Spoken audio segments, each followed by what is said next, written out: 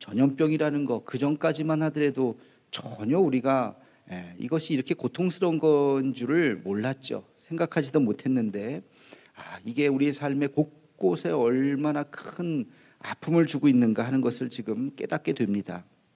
그런데 여러분, 빌 게이츠라고 잘 아시죠? 이 빌 게이츠는 5년 전에 테드라고 하는 이 강연에서 전염병의 위험성을 세상에 알렸습니다. 인류의 가장 큰 위협은 핵전쟁도 아니고 기후변화도 아니고 전염성이 강한 인플루엔자 바이러스라는 것입니다. 사진을 계속 보여주시면 돼요. 5년 전 강의예요. 그러면서 저것이 아마 우리 인류를 굉장히 크게 괴롭히게 될 것이다 라고 예언이 아니죠, 예견을 한 거죠. 실제로 보면요, 1차 세계대전으로 사망한 사망자가 2,500만 명이랍니다. 1차 세계대전으로. 2차 세계대전으로는 집계가 정확하지는 않지만 대부분이 6천만 명 정도가 죽었을 거라고 봐요, 2차 세계대전으로. 그런데 여러분 아세요? 1918년에 스페인 독감이라고 있었습니다. 인류에서 굉장히 큰, 우리나라 사람도 걸렸는데요, 그 당시에. 이 스페인 독감은 치사율이 2%였어요. 스페인에서만 3천만 명이 죽었어요. 사망자가, 걸린 사람이 아니고 사망자가. 전 세계적으로는 6,500만 명이 죽었습니다. 우리나라도 그 당시 1918년 그 당시에 2년 동안 있었는데 742만 명이 감염이 되었고 14만 명이 죽었습니다. 그 당시에 100년 전에 우리나라에도. 그러니까 이 전염병의 창궐에 대한 이 심각성은 다시 한번 우리가 이 경각심을 갖게 하는 거. 전쟁보다도 훨씬 더 많은 사람이. 그래서 이 1차 세계대전을 멈추게 한 것도 바로 이 스페인 독감이라고 이야기를 합니다. 제가 전염병에 대해서 이번에 이렇게 관심을 갖고 이렇게 저렇게 보다가 굉장히 의미 있는 책 한 권을 발견했습니다. 제가 인과 함께 금요일 날 예고편으로 말씀을 드린 그 책입니다. 기독교의 발흥이라고 하는 책입니다. 이 기독교의 발흥, 제목 그대로 기독교가 어떻게 이렇게 세계적인 종교가 될 수 있었는가. 여러분 잘 아시잖아요. 기독교의 처음 시작은 예수님 12제자, 부활하신 예수님을 목격한 그 소수의 무리들, 유대인들에게조차도 괄세받았던, 유대인들에게조차도 저 이상한 집단들 아니야? 손가락질 당했던 아주 작은 그 몇백 명의 그 무리들이 어떻게 200년, 300년이 지나면서 로마 대제국의 종교가 될 수 있었느냐? 여러분, 이 질문을 누가 했느냐면 워싱턴 대학의 사회학자이면서 비교 종교학자인 로드니 스타크라고 하는 사람이 종교에 대한 관심이 있고 자기가 사회학자니까 기도로 하나님의 은혜로 됐다 그런 대답 말고 사회학적으로 분석을 했을 때 이 종교가 어떻게 이렇게 세계적인 종교가 되었을까 궁금하지 않았겠습니까? 그거를 연구를 한 거예요. 그래서 쓴 책이 바로 기독교의 발흥이라고 하는 저 책입니다. 근데 놀라운 이야기를 그 책에서 하고 있어요. 그냥 하나님이 은혜 주셔서 기도했더니 성령의 역사로 그렇게 됐다. 이거는 목회자들이 하는 소리고 신학자들이 하는 소리일지는 모르겠어요. 근데 이 사회학자로서 이분이 진짜 크리스천인지 아닌지도 모르겠어요. 사회학자로 봤더니 어떻게 기독교, 소수의 기독교, 로마 제국 변방에 있었던 이 작은 메시아 운동을 하고 있었던 이 소수의 사람들이 어떻게 로마의 그 종교를 몰아내고 서구 문명을 지배하는 주류 세력이 될 수 있었는가? 사회학적으로 연구하다 보니까 놀라운 것을 발견했습니다. 그게 뭐냐면 역병의 창궐이라는 거예요. 역병, 전염병의 창궐이 기독교가 성장하는데 엄청난 큰 영향을 주게 됐다는 거예요. 이게 무슨 말인가? 그럼 잘 들어보시기 바랍니다. AD 150년부터 기독교 공인이 된 AD 313년, 한 150년 정도죠. 이 150년 동안에 로마 제국에 어마어마한 전염병이 크게 두 번에 걸쳐서 큰 전염병이 들었습니다. 165년에 마르쿠스 아우렐리우스 황제가 통치하던 시대에 천연두로 추정이 된답니다. 정확하게는 모르지만 천연두로 추정이 되는 역병이 돌아서 무려 15년 동안, 이 전염병이 15년, 지금도 우리가 이런 과학적인 시대에 그 바이러스 하나를 우리가 퇴치를 못해서 이르는데 그 당시는 뭐 상상해 보십시오. 그래서 이 15년 동안 로마 제국의 이 천연두로 추정이 되는 전염병이 돌아서 로마 제국 전체 인구의 4분의 1에서 3분의 1, 25%에서 30%가 다 죽었어요. 그리고 마르쿠스 아우렐리우스 황제도 180년에 비엔나에서 이 역병으로 사망을 했습니다. 기록에 있는 거예요. 그리고 251년, 한 100년쯤 지나고 나서 홍역으로 추정이 되는 이 역병이 또 한 차례 제국에 돌았습니다. 로마 제국에. 그래서 이것은 30%의 사람들이 3분의 1이 또 죽었어요. 근데 놀라운 것은요, 이 두 번에 걸쳐서 인구의 3분의 1씩 다 죽어가는 이 상황 속에서 로마 제국의 기독교인의 비율은 기하급수적으로 늘었다는 거예요. 기독교인이 늘은 게 아니라 기독교인의 비율이 늘었다는 거예요. 그러니까 160년 1차 역병이 발생하기 전에 로마 제국 안에 기독교인의 비율은 0.4%였어요. 거의 1%도 안 됐어요. 0.4%의 기독교인의 비율이 있었다는 거예요. 근데 1차 역병이 돌고 나서는 이 기독교인의 비율이 2%까지 올라왔어요. 왜? 로마 사람들이 다 3분의 1이 죽어버렸고 여기는 덜 죽은 거예요. 두 번째 2차 역병이 돈 후에는 2%였었던 이 기독교인 비율이 로마 제국 전체 비율의 15%까지 올라간 거예요. 왜? 똑같은 이유죠. 여기는 훨씬 더 많은 이방인들이 죽은 거, 로마 사람들이 죽은 거고 여기는 덜 죽은 거예요. 사망률에 엄청난 차이가 일어났습니다.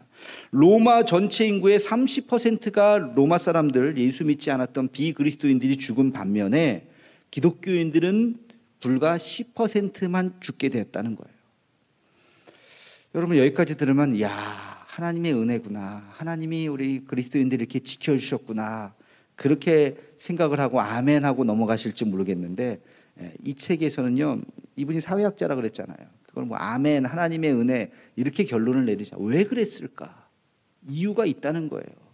이게 그냥 하나님의 은혜가 아니라 어떻게 똑같이 역병이 돌았는데 그 비그리스도인들에게는 3분의 1이나 막 죽고 막 그랬는데 여기는 사망률이 3분의 1로 줄는 거예요. 어떻게 이런 일이? 뭐 이게 그냥 단순히 하나님의 은혜가 아니라 이 책에 보면요, 전염병을 대하는 사람들의 태도가 완전히 달랐다는 것입니다. 이게 무슨 말이냐? 당시에 로마 이교도들은, 로마 사람들은 질병이 발생을 하자 딱 여러분 우리도 그렇잖아요. 누가 뭐 질병이 발생하면 바로 뭐 격리시키고 막 저리 가라 그러고 가까이 오지 못하도록, 옛날엔 더 했다는 거죠. 아픈 사람을 내쫓았고, 마을로부터 내쫓았고, 가까운 자로부터는 도망쳤고, 병자가 죽기 전에 막 병에 걸려서 벌써 막 그러면 막 내다 버리고, 죽은 시체를 만지지도 않고 그냥 길거리에 그냥 다. 그 사람들은 그렇게 했다는 거예요. 그러니까 이 질병의 확산을 막기 위해서 도망 다녔지만 그렇게 시체들을 널브러뜨리고 사람들을 막 피해서 막 버려버리고 죽지도 않았던 병에 걸렸던 사람들을 막 거리에다가 막 내다 버리고, 그러다 보니까 전염병이 훨씬 더 창궐한 거예요. 훨씬 더 그 지역에서는. 반면에 기독교인들은 환자가 생겼으면 어떻게 했느냐? 그를 잘 돌봐줬다는 거예요. 그를 끝까지 수습을 하고, 수습을 하다가 내가 걸릴 수도 있잖아요. 내가 병에 걸린 사람들이 의로운 죽음을 그들과 함께 같이 맞이했다는 것입니다. 260년에 디오니시우스가 부활절 서신에 쓴 편지를 이 책에서 인용을 합니다. 여러분 잘 들어보시기 바랍니다. 우리 기독교인 형제들은 대부분 무한한 사랑과 충성심을 보여주었으며 한시도 몸을 사리지 않고 상대방을 배려하는 데 온 힘을 쏟았습니다. 그들은 위험을 무릅쓰고 아픈 자를 도맡아 그리스도 안에서 모든 필요를 공급하고 섬겼습니다. 그리고 병자들과 함께 평안과 기쁨 속에 생을 마감했습니다. 그들은 환자로부터 병이 옮자 그 아픔을 자신에게로 끌어와 기꺼이 고통을 감내했습니다. 많은 이들이 다른 이를 간호하고 치유하다가 사망을 자신에게로 옮겨와 대신 죽음을 맞았습니다. 우리 형제들 가운데 가장 뛰어난 사람들이 이런 식으로 목숨을 잃었습니다. 그 중에는 크게 칭찬받는 장로와 집사와 평신도들이 있었고 큰 경공과 강건한 믿음의 결실인 이런 죽음은 어느 모로 보나 순교와 다를 바 없습니다. 예, 이 기록이 남아 있는 거예요. 그러니까 그리스도인들은요, 이 병이 돌자 어떻게 했다고요? 그들을 끌어안은 거예요. 예. 함께 같이 치료하다가 같이 죽은 거예요.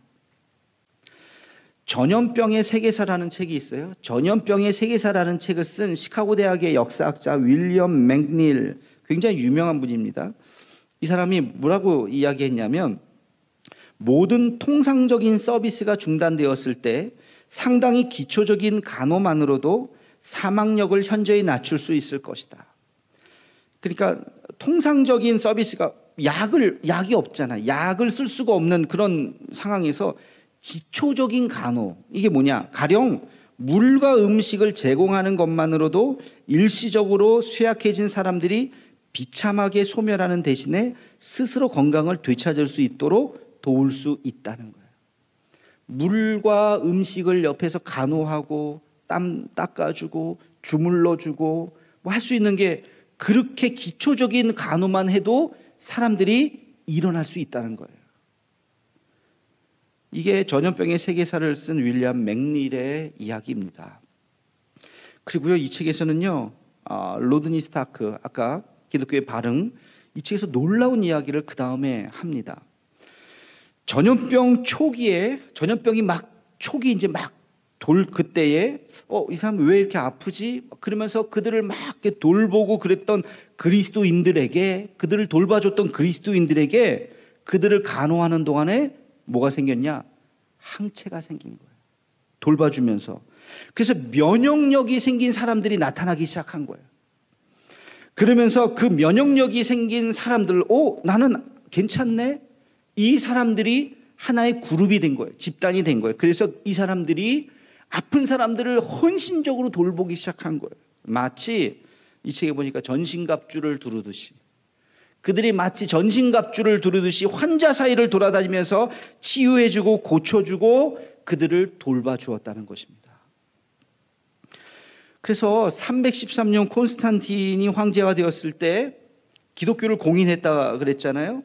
소수의 1%도 되지 않은 기독교인들을 데려다가 그 사람들을 이렇게 로마의 기독교를 공인해 준 것이 아니라, 사회학자 논으로 봤을 때는 이미 콘스탄틴이 황제가 되었을 313년에는 이미 그 제국 안에 30% 이상의 크리스찬들이 있다는 거예요. 그래서 콘스탄틴은 로마 제국을 이끌기 위한 정치적인 판단으로 기독교를 받아들였다는 것입니다.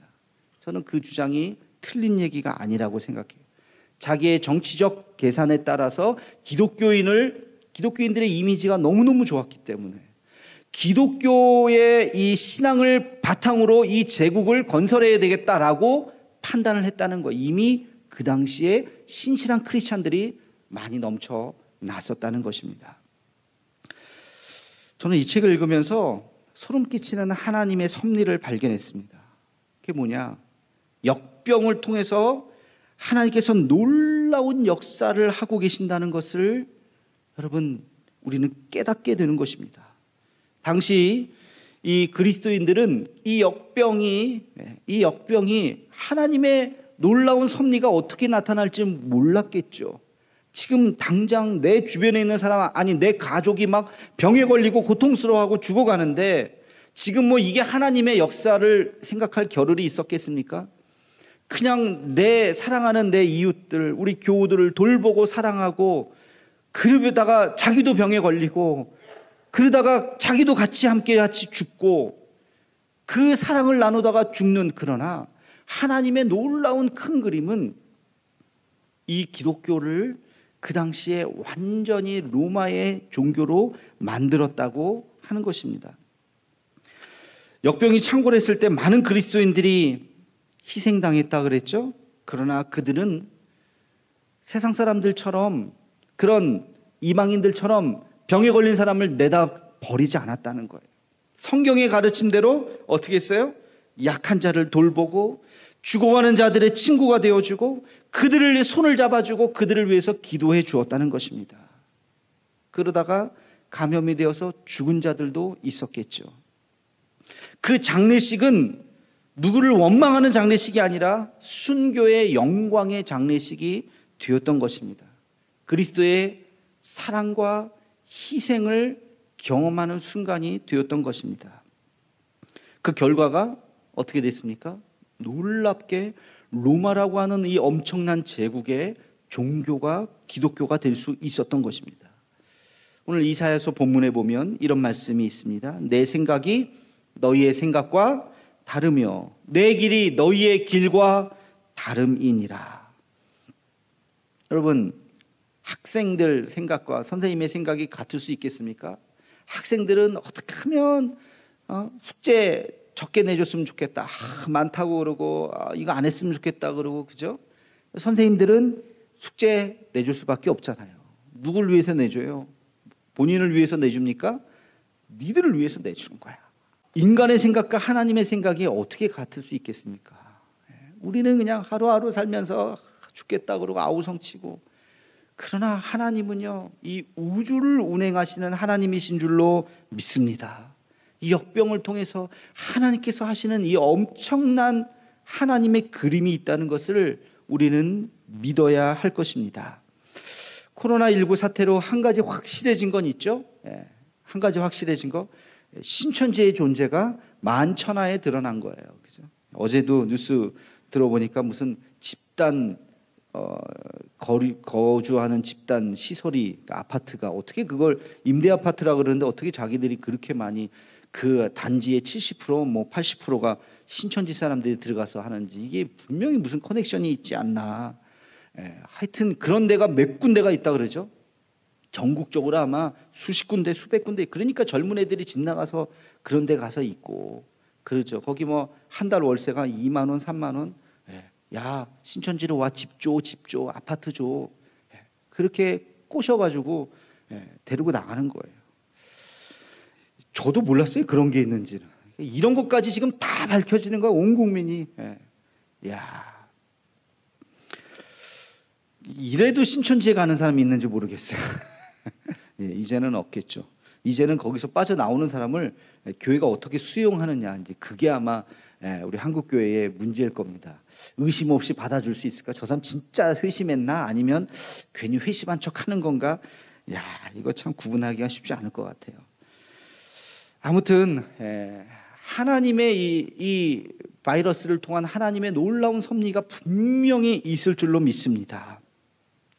여러분, 이 신천지 집단이 드러나는 것만이 아닐 겁니다. 이번 사태로 인해서 우리 한국 사회에, 아니 우리 한국 교회에 더 큰 변화를 가져오게 될 것이고 또 반드시 그렇게 되어야 합니다.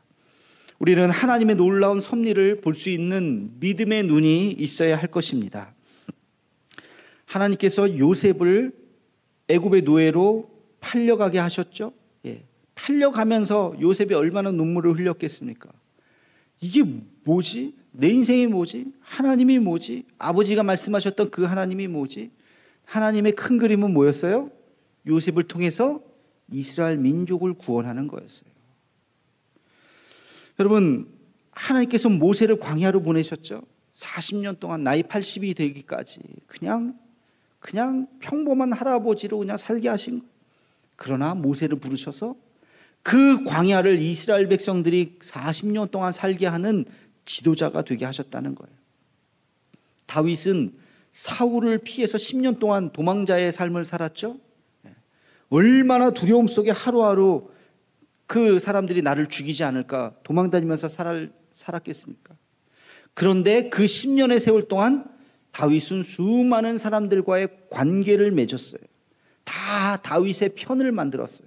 나중에 다윗이 왕이 되었을 때 그가 도망다니면서 만났던 수많은 그 도시의 사람들이 다 그를 지지해 주게 되었던 것입니다.